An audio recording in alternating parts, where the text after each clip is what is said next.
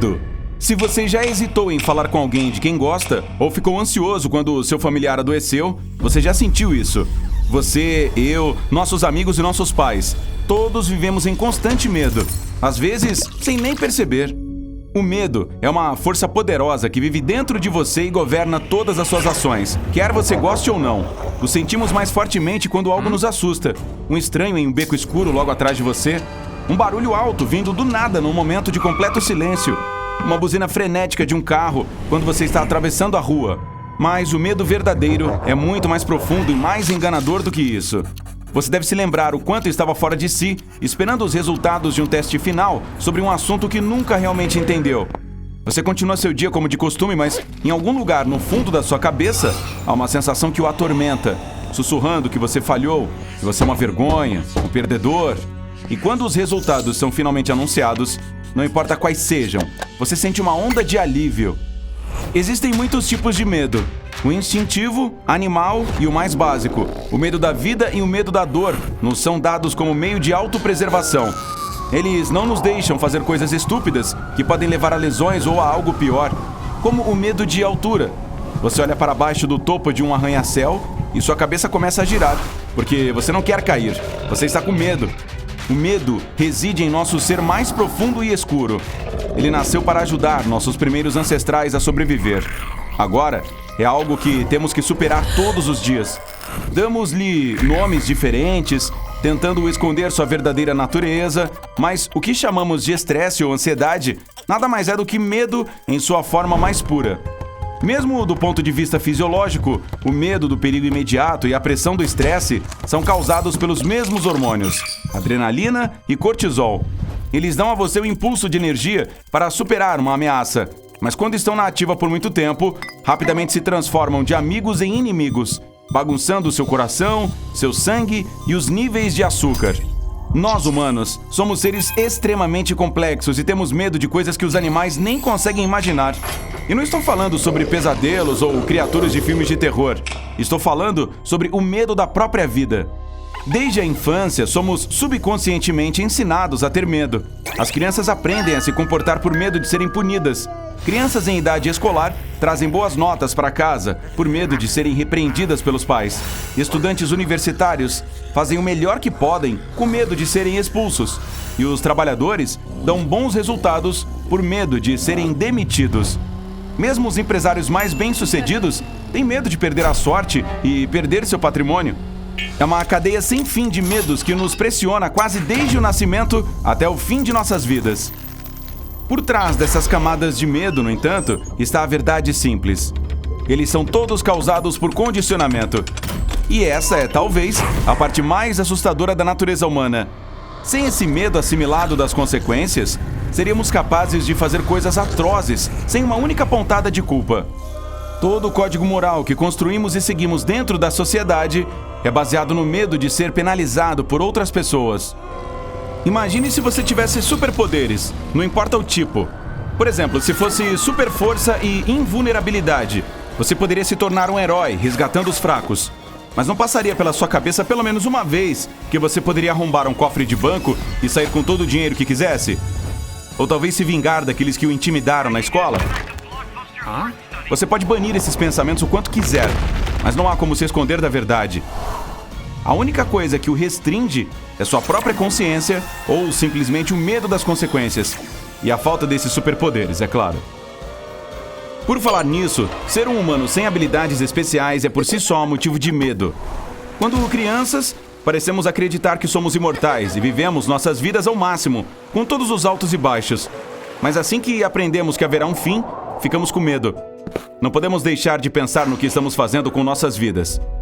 E se eu não deixar nenhuma marca neste mundo? E se minha vida for inútil? E se eu me for amanhã e ninguém se lembrar de mim? Esses medos intrínsecos nos empurram para a frente e nos impedem ao mesmo tempo. Quando você quer fazer alguma mudança séria em sua vida, como confessar seus sentimentos a alguém que ama, existem dois medos lutando dentro de você, puxando-o para frente e para trás. Um deles lhe diz que você será rejeitado porque é muito tímido, muito pequeno, muito insignificante para essa pessoa. Ela merece coisa melhor do que você. E o outro é o medo do que acontecerá se você não revelar seus sentimentos. Você pode ficar para sempre sozinho e a pessoa que você ama escolherá outra pessoa, enquanto você assistirá tudo e se culpará por não ter sido mais corajoso. No final, é um desses medos que vence e você terá que viver com o fruto da sua escolha. Mas não se engane, mesmo aqueles que parecem destemidos aos olhos dos outros têm suas próprias ansiedades. Na verdade, eles provavelmente são muito mais inseguros do que parecem. A fachada ousada pode esconder um monte de questões pessoais não resolvidas.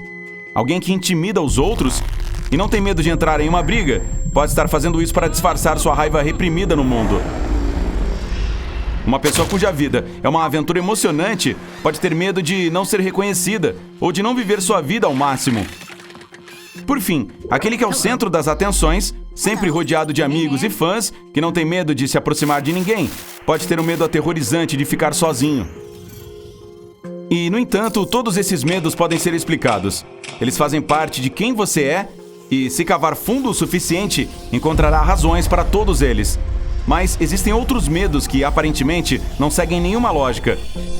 Você pode ser um amante de esportes radicais, paraquedismo, escalada, base jumping ou qualquer outro tipo de aventura, mas ter medo de nadar ao ponto de nem chegar perto da água.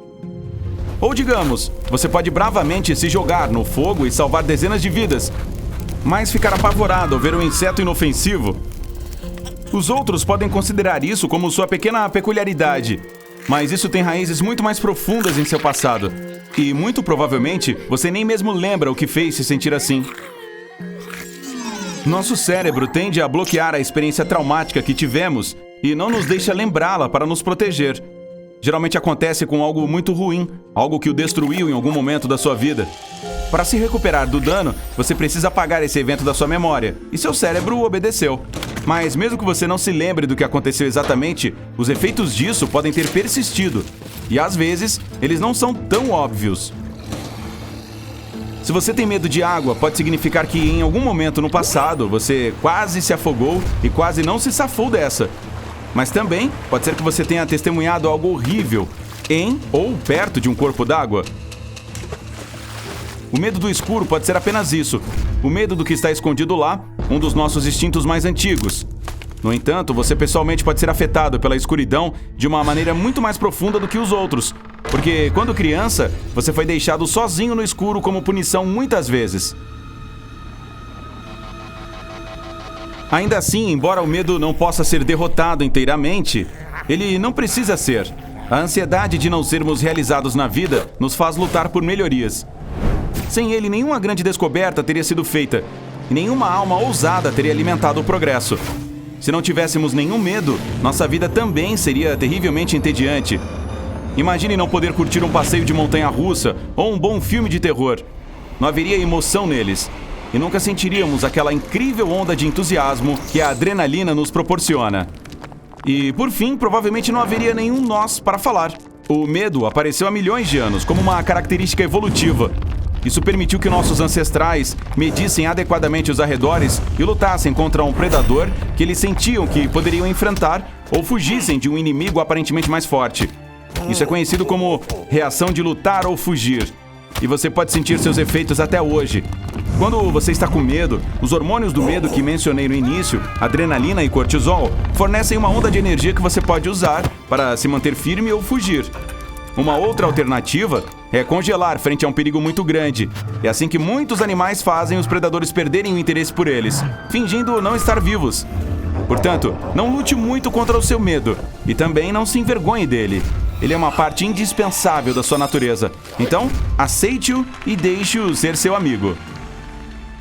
Ei, se você aprendeu algo novo hoje, curta este vídeo e o compartilhe com um amigo. E aqui estão alguns outros vídeos legais de que eu acho que você vai gostar. Basta clicar à esquerda ou à direita e permanecer no lado incrível da vida.